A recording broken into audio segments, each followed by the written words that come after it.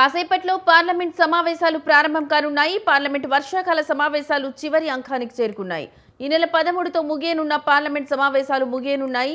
తీవ్ర ఆందోళనల కారణంగా దాదాపుగా ఎలాంటి కార్యకలాపాలు చేపట్టకుండానే 2 వారాల సమయం గడిచిపోయింది. ఈ సెషన్లో ఇక మిగిలింది కేవలం 4 రోజులు మాత్రమే.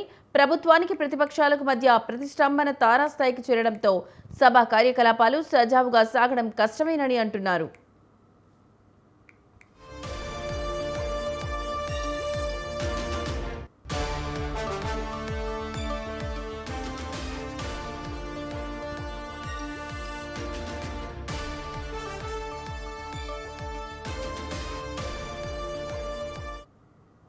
ఇవాళ పార్లమెంట్ ముందుకు పలు బిల్లులు రానున్నాయి. లోక్సభ ముందుకు ట్రిబ్యునల్ సంస్కరణల బిల్లును కేంద్ర మంత్రి అర్జున్ రామ్ మేఘవాల్ ప్రవేశపెట్టనున్నారు.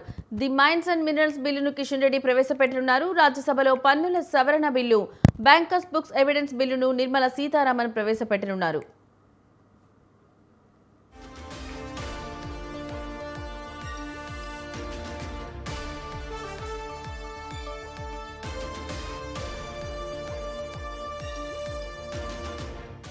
పరీక్షల అక్రమాలు, పేపర్ లీకేజ్లపై శాంతియుతంగా నిరసన తెలుపుతున్న విద్యార్థులపై ఢిల్లీ పోలీసుల లాఠీచార్జ్, పెల్లెట్ గన్స్ ప్రయోగంపై హోంమంత్రి అమిత్ షా లోక్సభలో స్పష్టమైన ప్రకటన చేయాలని విపక్షాలు పట్టుబడుతున్నాయి. అయోధ్య రామమందిర విరాళాల చోరీ అంశంపై ప్రధాని మోదీ సమాధానం చెప్పాలని డిమాండ్ చేస్తున్నాయి. అయితే సభకు ఏ మంత్రి వచ్చి జవాబు చెప్పాలో ప్రతిపక్షాలు నిర్ణయించలేవని అధికార పక్షం తేల్చి చెప్పడంతో సభలో నిరసనల పర్వం కొనసాగుతోంది.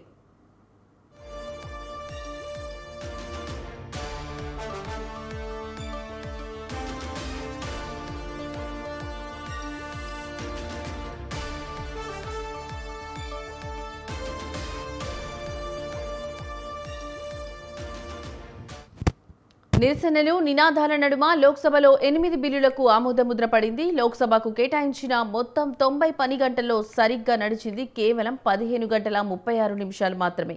ఈ సమయంలోనూ సింహభాగం దాదాపుగా 11 గంటలు ఒక్క పరీక్షల అక్రమ మార్గాల నివారణ సవరణ బిల్లుపై చర్చకే వెచ్చించారు.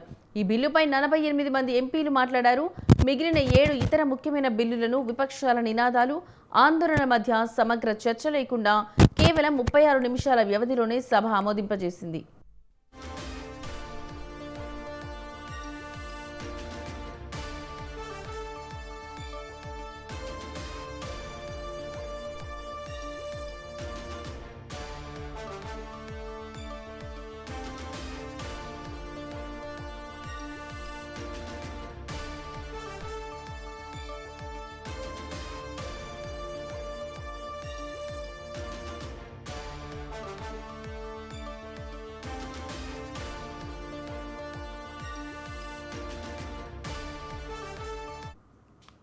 ఈ చివరి 4 రోజుల్లో మరో 7 కీలక బిల్లులను ఆమోదింపచేసుకోవాలని కేంద్రం తీవ్రంగా ప్రయత్నిస్తోంది. విదేశీ విరాళాల క్రమబద్ధీకరణ సవరణ బిల్లు, ట్రిబ్యునల్ల సంస్కరణల బిల్లు, గనులు ఖనిజాల అభివృద్ధి సవరణ bill, national cooperative development corporation bill, Kerala పేరు మార్పు బిల్లు ప్రవేశపెట్టేందుకు సిద్ధంగా ఉంది.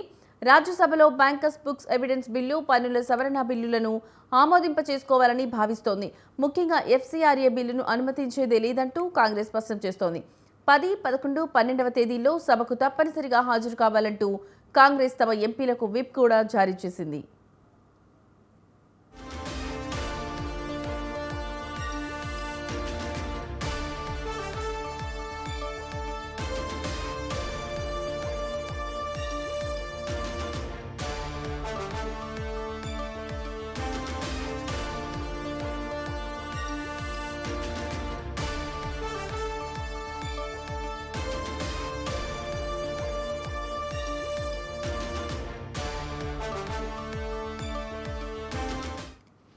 సభలో చోటు చేసుకుంటున్న జాప్యాన్ని, రచ్చను నివారించేందుకు పార్లమెంటరీ వ్యవహారాల మంత్రి కిరణ్ రిజిజు లోక్సభలో ప్రతిపక్ష నేత రాహుల్ గాంధీతో 2 సార్లు భేటీ అయ్యారు.